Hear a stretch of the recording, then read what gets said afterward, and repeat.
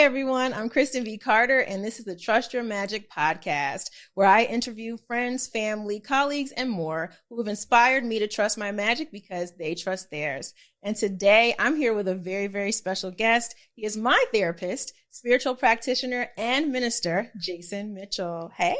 Hey, what's happening? We are in it. Yes. It's been a while. I think I asked you about this last year. We were trying to figure out schedules and stuff, but we are here in this new season. So thank you for being here. Yes, this is very exciting. Awesome. So first of all, I've never asked you about this. Tell me a little bit about growing up. I know that you grew up with superstar Darlene Love, and I just want to know, like, what was that like? Were you singing back then with her, or what was going on? No. My mother is a singer, and she was going through a hard time when I was born. So I was born in the 70s, and at that time, she was in a second act of her career, which would eventually have a third act. The second act was second husband. The second act was third child. The second act was singing background and touring around the world with Dionne Warwick and all kinds of folks. And then the relationship with my father would eventually deteriorate. I don't think he realized, we've talked about this before, that she would go on and continue her career. So then when my parents divorced, my mother tells a story in her book and in interviews how at some point she was just struggling, and she would start cleaning and became a maid. And on that journey, she would park her car at the bottom of the hill in Beverly Hills and then walk up to these fancy houses and clean these floors. And one day she heard one of her songs on the radio in the background in the house, and she just was like, I can't do this anymore. So she eventually restarted her career. So in that journey, there's just so much that I've gleaned from my mom about, like, your desires, your passions, specifically a relationship with God. And so by 1984, my mother moves to New York and restarts her career. And so I'm being raised by a single father here in Pasadena, California. And it was just amazing because then suddenly, next thing I know, she's in the Lethal Weapon movies. Wow. And suddenly she's, every Christmas she's on David Letterman singing Christmas Baby Please Come Home, the only Christmas song he's ever allowed on his show. And every year until he went off the air, she moved with him from network to network during his career. So it's been powerful to witness my mother, and then also witness how she has navigated all of the things like the thievery of Phil Spector, of taking advantage of her during her career. So in my life, something that I talk to my brothers about is always that she never gave us excuses. And so there's never been an excuse for me not to see the infinite possibilities of life, that greatness can come from immense struggle. And there's just the love of that thing within you that is always calling you forward. Yeah. And she has an amazing life. And I've been pulled aside by friends in community and be like, when I tell this one story, my friend Annie pulled me to the side and her father had died. And the Christmas after her father died, her family was together, and they said it wasn't really Christmas until your mom showed up on David Letterman, and then we all just sort of had a deep sigh and believe, and things started to feel alive again. So it's been a treat to see my mother do what she does, to witness it, and then just to be able to take in all the things that people receive from her life. Yeah. It's powerful. Yeah. So growing up, what were you into? Were you into sports, spirituality then? So I grew up, my grandfather is a bishop in the Apostolic Church. But when my parents divorced, my dad wasn't a church-going person solo. He was going to church with my mom, but didn't keep going. Yeah. But he had a spiritual side. I just didn't always get that side of my father. My father was trying to make sure his son survived. My father was chief of police for the Los Angeles Unified School District when I was a kid. So he saw the worst of what happened to kids on a regular basis. Yeah. I didn't know that as a kid, so I didn't understand why he was so gruff with me. But my father was generous, loving, and supportive. you don't really translate that into love when you're a young person unless you have a level of understanding. And I didn't have that.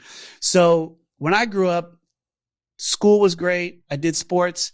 My dad was coach on the sports teams that I was in. And I had a moment where I wanted to get into performing and acting, but I think my dad that wasn't what he wanted from me. So when he sent me to the workshop where you learn how to do some stuff and then they say, hey, you can pay this amount of money, they give you the intro and they pay this amount of money to learn the craft. And he was like, yeah, no, we're not doing that. And so creatively, I didn't really have an outlet until I get to middle school. And I'm really into music. So I'm playing the cello. I guess in elementary school, I started playing the cello. And then I went from the cello to the clarinet. And I was in music all the way through my freshman year in high school. I was in the dance, like performing art, not dance, but the theater program at my high school in Pasadena. John Muir High, shout out Mighty Mustangs. And that creative energy started flowing. But then eventually my father introduced me, like I had started thinking about photography. So he hooked me up and had me going to the local junior college, Pasadena City College, for photography. And so that's how I started my love of photography. And I did photography off and on for much of my life, even took a period of time where I was full-time creative. So photography, became a big love of mine. But spirituality was always a part of my life. It just was there. When I spent my time with my mom, church, reading, praying, it was a joyous, aspect of my life. Funny, as you're talking, I'm thinking, I don't know if you watched the R&B Money podcast, but Warren Campbell actually mentioned your mom and going to church and things like that. I was like, I need to ask Jason about that. See, I don't know if did you watch it or did you listen to it? No, I watched it. So then it wasn't on there. I guess it must have been on Unsung. So Warren must be doing doing the rounds right now, because I got a bunch of texts. It was like, I just saw you on TV. And I was like, you didn't see me on TV. What are you talking about? And somebody else said it. So I got 3 texts. So apparently, I think Warren Campbell has an Unsung episode. And during the Unsung episode, they pan over photos and they show photos from his life. And I'm in 2 of them. And so it cracked me up because my brother-in-law, my wife's brother, sent me the photos and I was like, oh my God, I haven't seen these pictures since we were kids or since like young adults. Yeah. But my grandfather's church is where our families intermingled and our families are relatively close to this day. The funeral for my aunt who passed 2 years ago was at Warren Campbell's church. I should call him Pastor Warren, give him his respect. That was so cool. When I heard that, I was like, I gotta ask Jason. It's amazing. Warren is such a loving, dedicated, passionate man. And to watch from a distance, what has emerged in his life, in his career, it's amazing. Yeah. So you talked about photography. Is that where Conscious Lens comes from? Yeah, because I have a way of seeing the world, and I always laugh because I'll sit in spaces and try not to critique what's going on, but it will drive me crazy if the lighting is off and the person who's being highlighted can't be seen, or I'll look at photos and I'll be like, why is that black person's skin all bleached out? And not intentionally, but because when everybody got mad because Beyonce looked really, really light in one series of photos, I was like, that's not her. That's a terrible photographer who just whited her out and just, took all the melanin out of her skin. But that kind of stuff used to drive me crazy. So I just used to love what you could do with a camera. And I fell in love with photography when it was film. Yeah. So there was a process that I learned, as a high school student, of developing my own photos, of going through that process. And as a side note, my grandmother, when I was growing up, she worked at my father's mother, Grandma Sugar, I got to say the name. She worked at a film development place where all the Hollywood people would take their headshots to get copies made. So I used to get copies of all kinds of people's photos, but there just was something about that was a part of my life. And photography allowed me to have a way of just really capturing the world. But then when everything became digital, I was suspect for a while. And I even was hesitant because I love the development process, but I don't love the digital development. So like I slowed down on it, but I still have my 2 cameras at home that I sit with and have taken photos with my camera phone. I just love being able to put the world in a frame. Now I'm thinking about when I first met you. So I moved here in January 2011. And prior to moving here, I heard about this group called the Brown Party. Yes. And I was looking for resources, and everybody, I want to say like 5 producers here in LA were like, you should, reach out on the Brown Party. And I got to know, were you the creator of the Brown Party? No, my buddy, I want to say, so I was later to the Brown Party. Okay. It was already established and when I got added to it, but I ended up inheriting it because at least one of the guys who I think Jacques Sexton was the person who started it. There may be a group of them who started it, but Jacques was the one I knew. And eventually Jacques left LA, moved to Chicago. He's in New York now. And so nobody was really managing it. And so it was one of those things where like young mid 20-year-olds or 30-year-olds realized they needed an easy way to connect. And LA, the challenge at LA's so spread out, and it's spread out in such a way there's no regular happy hour area, not for people of color. Yeah. There's new stuff now. In 2023, there's all kinds of new places that people are hanging out. But in 2005, 2008, when I met that group of people, they use that space to talk about jobs, to talk about, which you use very well, to talk about opportunities and for us to be able to socialize together. And so people would come to LA and they wouldn't feel as alone and isolated. And so they did a great job with that. Yeah, well, I would say you've done a great job with it too, because not only did I find jobs, but I also found cherry popping. Which is now defunct. No, I was just about to say that. Oh, and then now it's gone. They just shut it down in December and I didn't get to go back. Yeah, but Cherry Poppin' Wednesdays at the Room, that was where I think I met a lot of my really close friends. It reminds me of a party that I used to go to in New York called Wish 26. I met so many friends after college. But coming to LA, I met so many friends at that particular party. Man, shout out to the folks who used to, Monica and Tendaji. Yeah. I want to just give them love in case they hear this, because there was an institution for a while and things do transition and shift. But Cherry Poppin' was an institution, I want to say, for a decade. Yeah, at least. Over. Yeah, at least a decade. And I definitely, I've through, like I'm very much like you. We've talked about this. Like, it's not a birthday. It's a celebration. Right, exactly. It's like an Indian wedding. There's several days. There might be weeks of things in celebration for the birthday. And I remember doing a birthday weekend where it was like Wednesday at Cherry Poppin', Thursday was a kiss and grind event, Friday was something else. Like, I've done that before for my birthday, and then end it with a game night on Sunday. So yeah, that's great. Yeah, so it's just interesting. I'm trying to think about when I transitioned into getting your daily prayer emails, and I feel like it might have been off of the Brown Party. It might have. I might have announced it in there, but it's crazy. For 10 and a half years now, since October 1st, 2012, for 5 days a week, Monday through Friday, I've facilitated that morning prayer space. And it's always interesting because I've had people from different spaces in my life discover it and join and participate in it. And I don't always know how they come across it. So I promoted a little bit on my social media, but I was never one who just was like steady pumping out information and flyers and emails to people about it. Yeah, it was either the Brown Party or we became Facebook friends, and I heard about it really generally. And I think I reached out and said, hey, I want to be a part of this mailing list. And then for a long time, I think maybe 5 years, I probably reached out and said, I have Our Daily Prayer Call email folder for you. We don't talk all the time, but I keep all of the emails. Oh, yeah. And then, I remember you were doing some like other offerings and things like that. But for folks who don't know at home, just explain a little bit, like, what inspired you to do Our Daily Prayer Call and what is it exactly? So the ODPC, Our Daily Prayer Call, happened at the culmination of my journey to become an Agape licensed spiritual practitioner.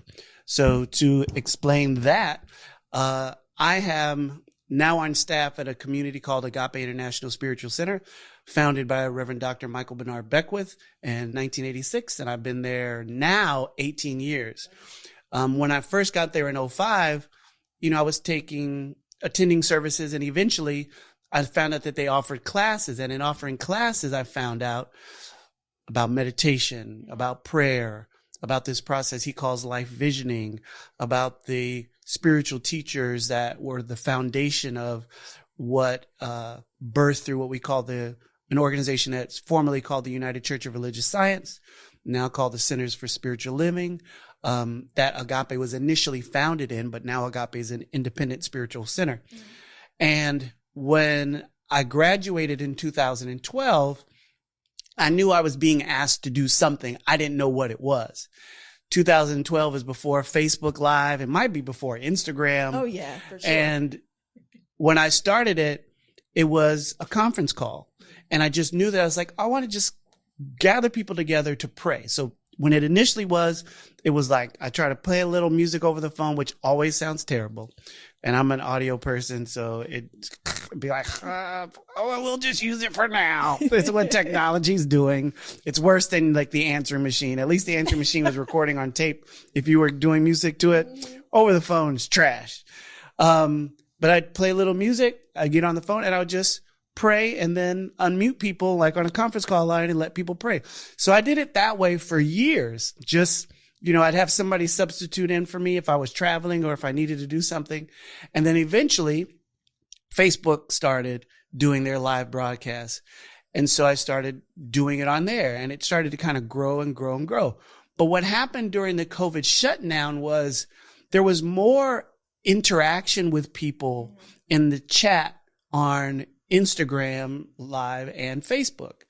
And so I realized that people had questions or had yearnings. And so now the format that it takes is a little bit of inspirational readings, but mostly dialogue about spiritual topics, real life topics, recognizing that everything is spiritual. I don't care what category, what way you look at this world. I hold that all of it is spiritual. And so we talk about everything in that space, and not from a place of like having any sort of way that we want to control other people's opinion. We want to actually have a real conversation about real issues, the real journey, and what it means to have a spiritual practice and to recognize spiritual life. And that's regardless of what your spirituality is. Everybody is welcome in ODPC because we pray for the masjids, the synagogues, the temples of, the ashrams, anywhere people are gathered. We hold an awareness of the highest and best in that space. And we interact and dialogue about things. So people will ask questions sometimes, and then other times I'll pose questions for people. And that's really what's happened more, because a friend of mine left me a message today, was just reminding me that I started challenging people's notions about what they believe. Because so often we say things that are not true. We're either repeating things, or we heard something, or it's just an idea that we haven't yet examined. And so we break those things down in ODPC. Yeah. So in terms of the start of it, were you called to it? Did you have a dream? Like, for you to do something 5 days a week for years, how did that even come in your spirit? Girl, it's a lot. I have a deep, sincere spiritual practice. And my desire really is to do, and it has been for a long time, really to do what God wants me to do. Mm-hmm. Now, coming through the studies at Agape, I started taking classes maybe 2007. So that's about a 5-year period of time from like 2007 to graduating in 2012 of like regularly attending services during the week, Sundays and Wednesdays, but like 5-week and 10-week classes, 3 hours a class for years. And so my spiritual life was the primary area that I was giving focus and attention to. So I was growing in that area.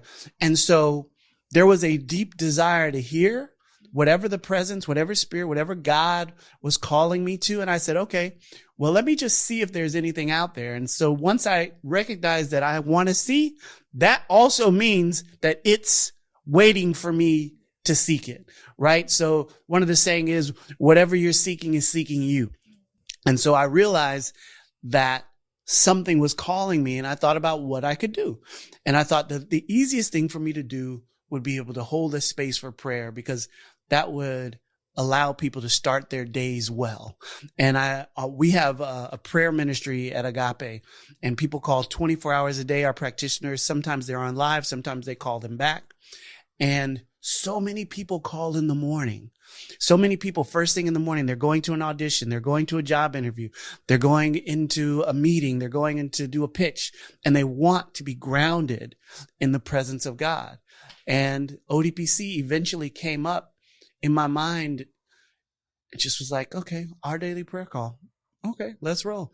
Found one of those online conference call numbers, and we've been rolling ever since. So did you think it was going to be a week at the time, a month? I don't even think I thought it would be a year. I do not think I thought I'd be doing it a couple of years later.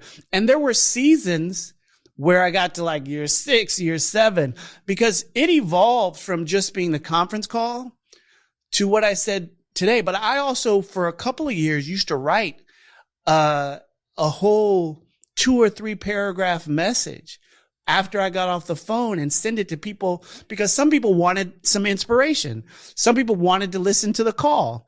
And so I started doing all these different things, and it just expanded. And then it started to become more.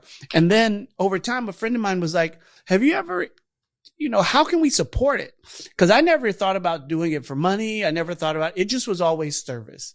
And eventually, I think the person who really got to me was a friend named Daia, who's now a practitioner at Agape. And she was like, I need to be able to send you a donation or something. So I want you to figure out how to do that. And people support it. And I don't even really have to ask. I just share the information, because people will support the things that they appreciate because they want more of it. And so, yeah, 10 and a half years later, I did not think I'd be doing this.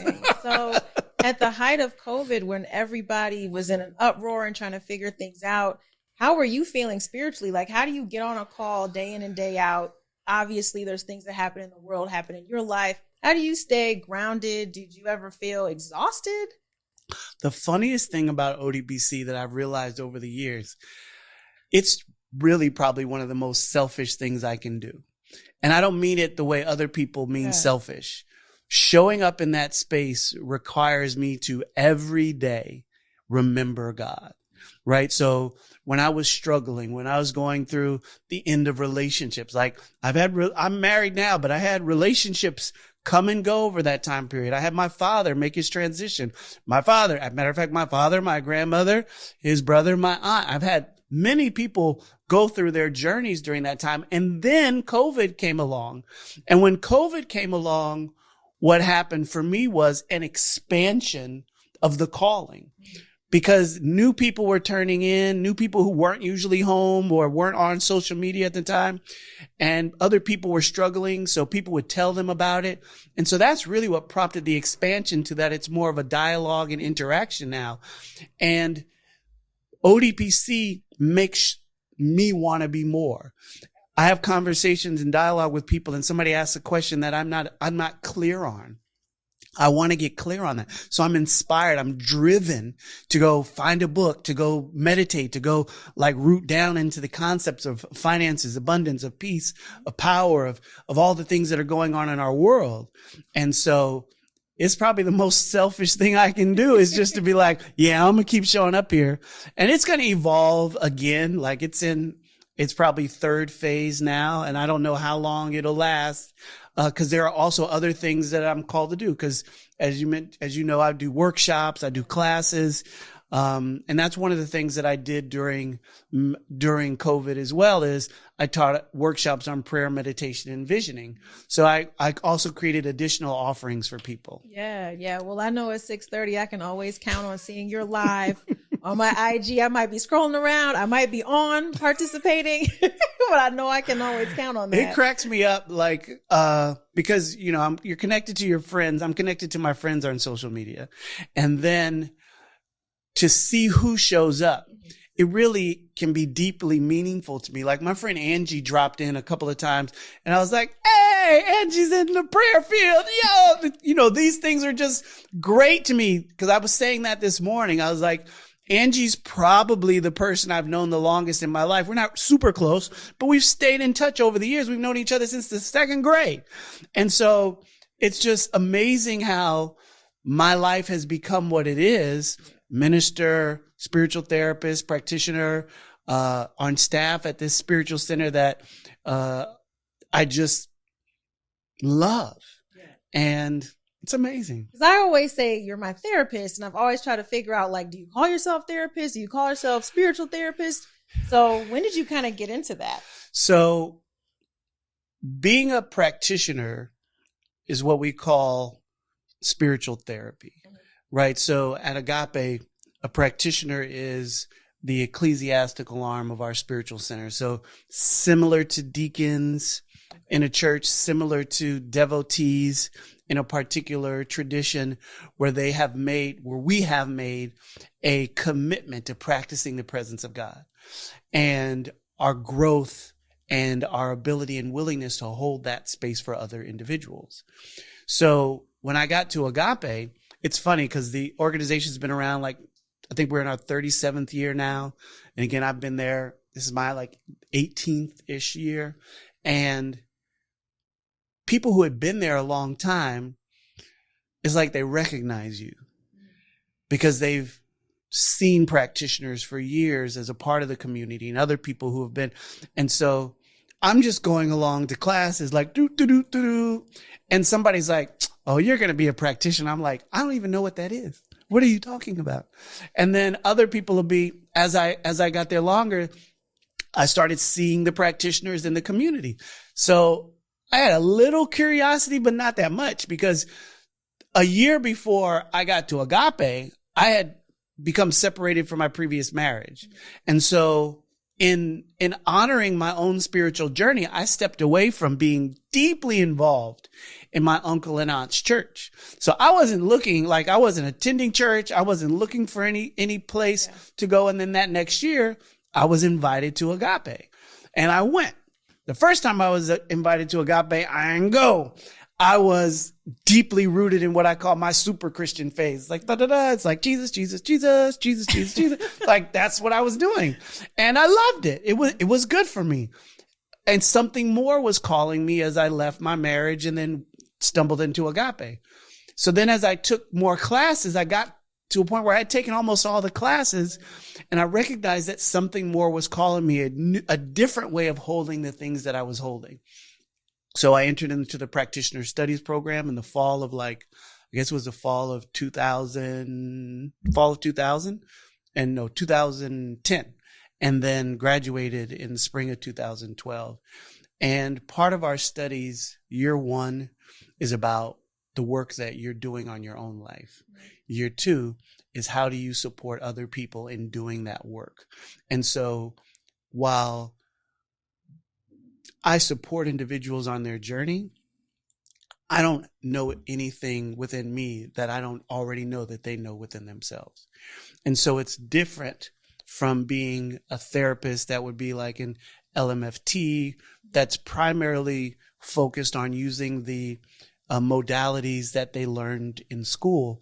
I'm focused on using the modalities in consciousness of prayer, of meditation, of the spiritual laws that are undergirding and supporting this universe, and holding a client like you, and knowing the truth about you, no matter how difficult, no matter how many times they ask you to extend on your jobs, no matter how many times, a person shows up in any particular way.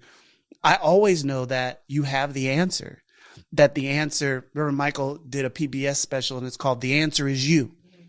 And I know that. I know the answer is every person listening to this. The answer to every situation, circumstance, condition, difficulty, complexity that they're navigating is within them. They just have not yet revealed it because they don't know to look. They haven't been taught how to look. They don't have the tools yet to look, but that's what we talk about. And so how many days straight are you on your meditation now? Man, I want to say 130 plus. See, and in the 2.5 years that we've been working together, you've had spurts like a and it would get going, and then but now you're at this stage, and I didn't do anything to you. I didn't have to convince you of anything. We just do the work together to uncover the things that you already have in you. And it's magnificent. Yeah, well, no, I appreciate that. And I'm trying to think, there was a special time. I think it was right before COVID.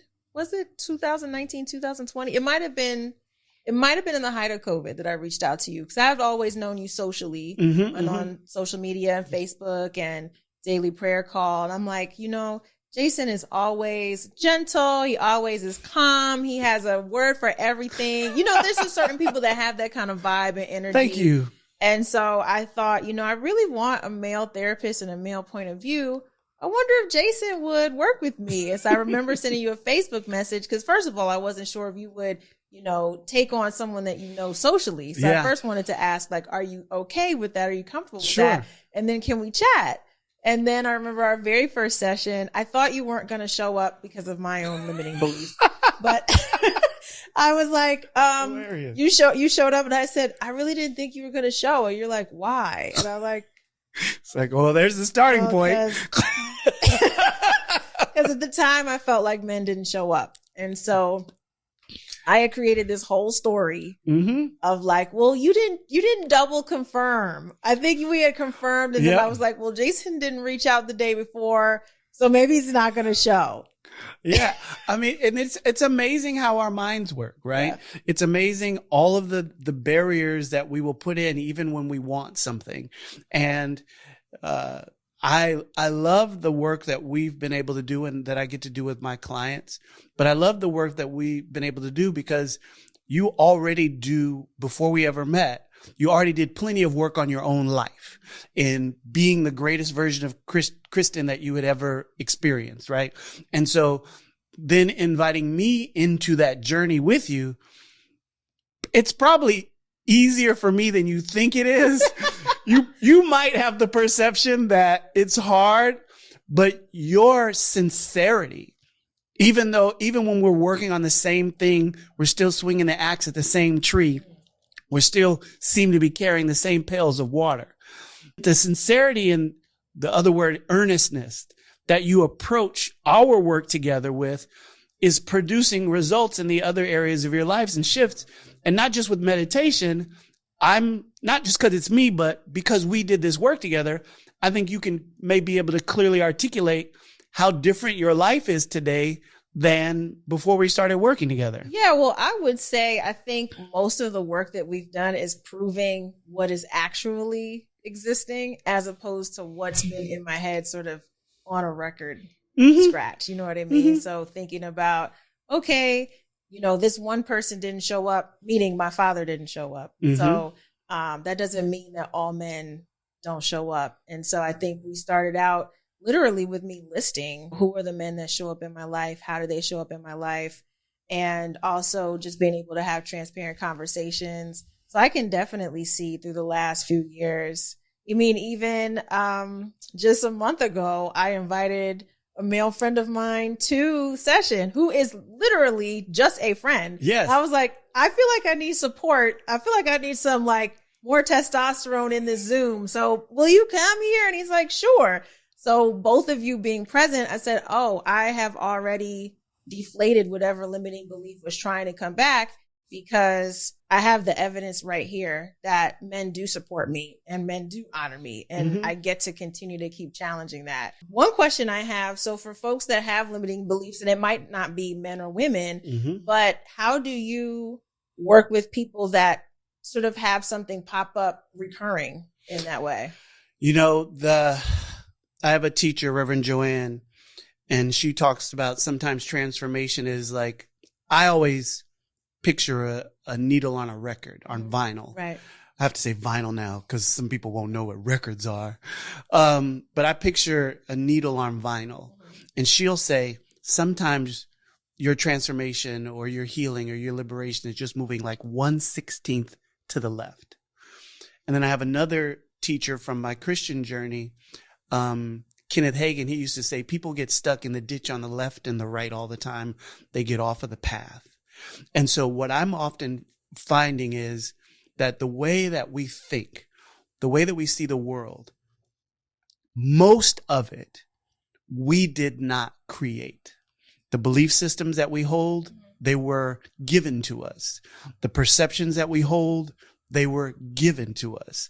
The way we reason, we had to figure out. There was no instruction booklet as children of adaptation and survival.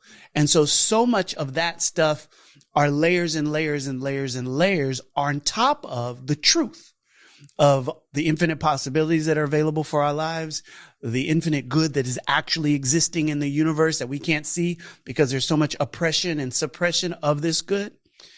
And so often what people need to see is a little bit of light between the panels of darkness that seem to be enclosed around them. Or they need to get a little bit of a space to see that the water that seems to be covering their head and where they're drowning, they just need to pop up above the surface and just to get a little air to realize that there is a surface up there.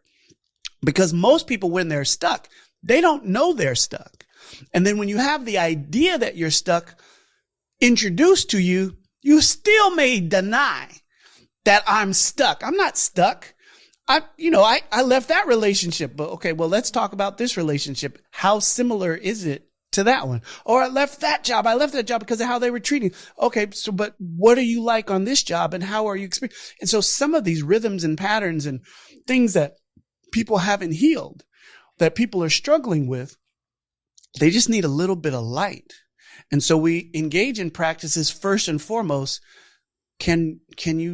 Are you really even conscious in these spaces? So the talk therapy aspect of our practitioner sessions is really let me hear all the stuff that you believe. Let me hear all the ideas and all the perceptions that you have. Yeah, I see you laughing. All the ideas and perceptions that you have about all these things. And then let me spit them back to you. And let me ask you a simple question. Is that a truth that is objective? Meaning it's not only unique to Kristen. Is that a truth that would be true for your mother, for your aunt, for your brother, for your cousin? And if it's not, then what we have to understand is that's a transitory idea, meaning that's not permanent. So if that's not permanent, the belief system is that it is permanent. And so then what do we have to do? We have to say, that belief's not true. So I'm unlearning what is not true, which then pulls me up from the groove to the surface again. And so once I get up to the surface, I have to be careful not to fall back in to the belief of that. So I have to develop a practice, whether it's affirmations, whether it's reading a particular book, whether it's just simply affirming in my prayer life that I have everything that I need to find the next job, to find the next career, to find the next mate, to find the healthiest nutrition plan for my body, mind, and spirit. And then it's application, application, application. Once I've gotten myself up out of the groove a little bit so that I don't go back to it, I must have practices and tools that I use. Just like if you were cross-country skiing, you've got your poles. Just as if you were mountain climbing, you're hammering into the wall and you're throwing up. You have to have the tools to climb out of the space that you were in, and you have to have a faith in it, not just in the tool itself, but a faith that this universe, everything around me, is actually working for my good. Because so much of what we experience ends up being a victimization consciousness where we really feel like all these things are happening to us and that nothing good is happening on our behalf. I would say that for me, I feel mostly aligned, but when it comes to beliefs that kind of creep back in and out, mainly it has to deal with support. Mm-hmm. And that's in general. That's not even men. We started there, and I'm glad that I reached out to you to say, hey, I want to work on my relationships with men. Yeah. But then I had to get to, I get to allow people to support me, and I get to say when I need, time, resources, hugs, anything. I don't have to just like carry everything myself or try to figure out everything myself. And so that actually is the piece that I feel like sometimes when I call you, and thankfully, hopefully you don't feel like I'm like, oh, Jason, you always get back to me very quickly. So I'm always wondering, does he feel like I'm on edge or whatever? But I try to just be like, hey, I want to talk to you about this situation that happened. I just need to work through it. No, that's the sincerity, right? I've had clients and I've had people that I've worked with over time where I've had to have conversations with them because they're constantly in panicky victim kind of thing. And so that's the approach that they have to trying to interact. But I am an empowering practitioner. All the power is in you. I have no power greater than the power that you have within you. Now, I'm here to help you see it. I'm here to help you reveal it. But it's still on you to do the work, to activate it, and to show up. And so when we start talking about the practices that heal, transform, and liberate people, they're the ones that they take on. And working with a practitioner is a practice because some people will do it for a short season and they'll get what they need and in a particular area of their life. Some people will work regularly, like you and I, for years and apply it to the other areas of your life because it hasn't, like you said, it's not just the men. We've interacted with your family. We've interacted with support. And one of the things about support is, and one of the things I was hearing and that I had never heard before when you were talking was, depending on your idea of God, right? And whether or not you believe and have a faith that says God supports me and it shows up in my life. And depending on if you apply a gender to the presence, one can really hold an idea that nothing supports me. And it can be a self-fulfilling prophecy that manifests as male or female, if I have a mother wound, if I have a father wound. And it will be hard for you to activate your faith if there's also somewhat of a gender component to your faith. And so doing that kind of work to healing those kinds of ideas, whether it's, God is man, God is woman, God is a presence, God, because it's associated with the people that have hurt me or traumatized me. And so my thought about God is always connecting to those people. Healing those beliefs are the things that really liberate people. Yeah. And I feel like I've had more healing conversations with family and friends than I can really count. And then when I think about COVID, I feel like I really heightened my platonic relationships with men and women, I would say. I feel like those times and spaces really gave me an opportunity to dig a bit deeper. I thank you for sessions with my family, sessions with just us solo. It's been so helpful. And I just appreciate your friendship. Like I really just look at it more as a friendship, to be honest with you. I feel like we are friends. Yeah, we gotta grab a bite to eat. You gotta hang out with Leslie and me. Yes, so we could do some of that. But Leslie did my dance class. Yes. Oh yeah. You two have hung out with each other and we've been around each other, but the three of us haven't hung out. So we have to do that. But this was inspiring a question for me, for you. Since we've been working together, have you taken any of the thoughts, the patterns, the things that you've learned in our space together and shared them with other people or offered them? Oh, absolutely. And how has that shown up in like your work environment, your professionals, your friends, or anything? So I would say two things. One, a lot of people paid attention to my meditation challenge. So I had been on and off. I had, taken your virtual class on meditation and visioning, and I do visioning, but the meditation just was not sticking. Like I would be like, Jason, am I supposed to sit in silence or do I have music? I was just asking a couple questions. I'd be like, yes.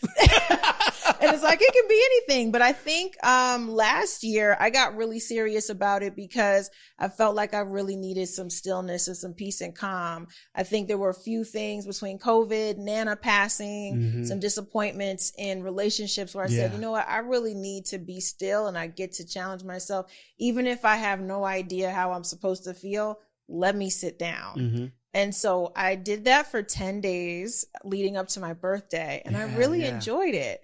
I used Insight Timer, which I think was really helpful because it's a great platform. You know, I think just because of the way I even organize certain things, I like the challenge of even being able to say, oh, I did it today.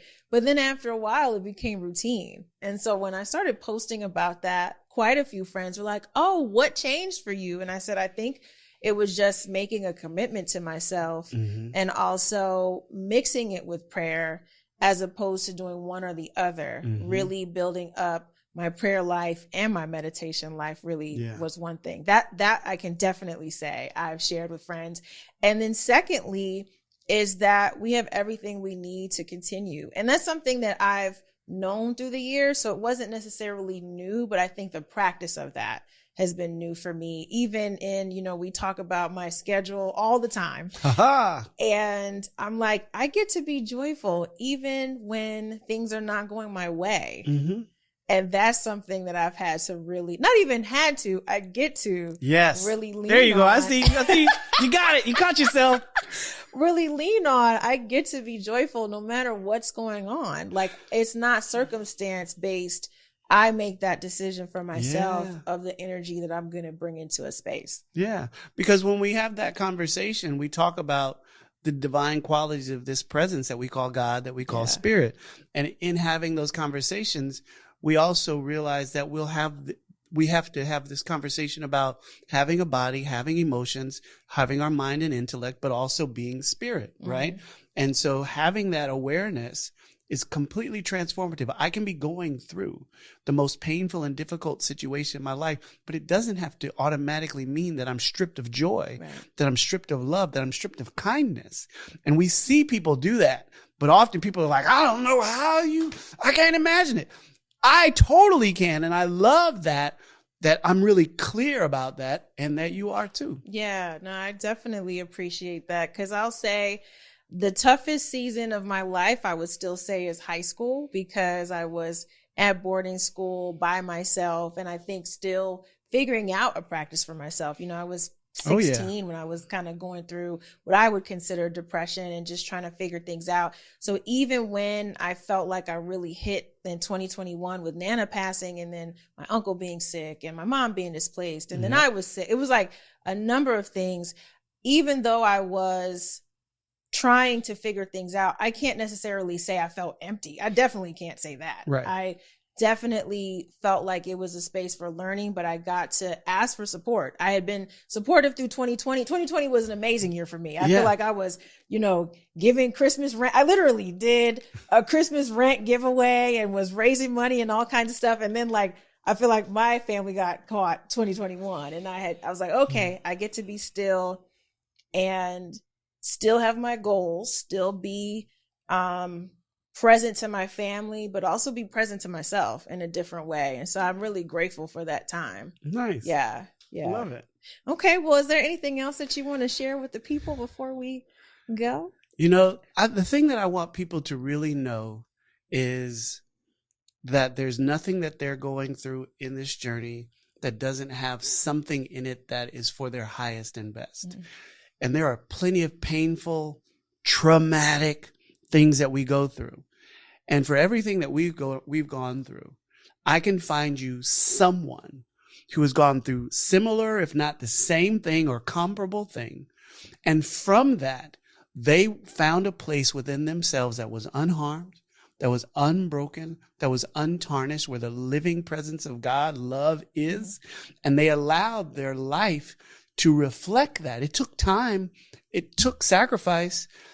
I always want people to know that they have everything they need within them, and that I also understand why you don't know it. Because this world, we were having a conversation, some friends of mine, about how little the education system is preparing students for real life. and how few actual skills that people get to, what they're going to do after high school other than just go to more school. And I believe that the answers to those things people can find within themselves if they'll do the work. Yeah, I think it's really important to be, to assess your community and to know who's around you. And so I just want to thank you for feeding me. You're part of my community, and it's just been amazing to work with you and to get to know you a little bit more. And so I appreciate you just being here today. Yeah, I'm grateful. And I'm excited. Trust your magic, girl. Yes. And I have one final question for you. Mm-hmm. What is your magic? I would say that I know what magic really is, and that no one has the market cornered on magic. Magic, when we really talk about it, it's that unique essence, and my ability to see that in everybody, to see everybody's unique essence, that they're essential to existence because they're alive. Yeah. And I think that's just magical to see the world that way. Yeah. Awesome. Awesome. So tell the people, where can folks check out your workshops or daily prayer call, our daily prayer call? Where can everybody go? You can find me on Instagram under Conscious Lens, LENS. You can find me on Facebook, Jason Davion Mitchell. You can find my public page, as well as the Our Daily Prayer Call Facebook group. Do a quick search on Facebook for that. That's the place that I facilitate, but I don't control it. I'm encouraging people to really use it for their growth, their development, and unfoldment. And I'm knowing that as you too. Well, thank you, Jason, so much for hanging out with me. And everybody, thanks for hanging out for another episode of Trust Your Magic. Now, if you like what you listened to or watched, please feel free to subscribe, and we will see you next time. We know y'all like it. Stop playing. Click that button.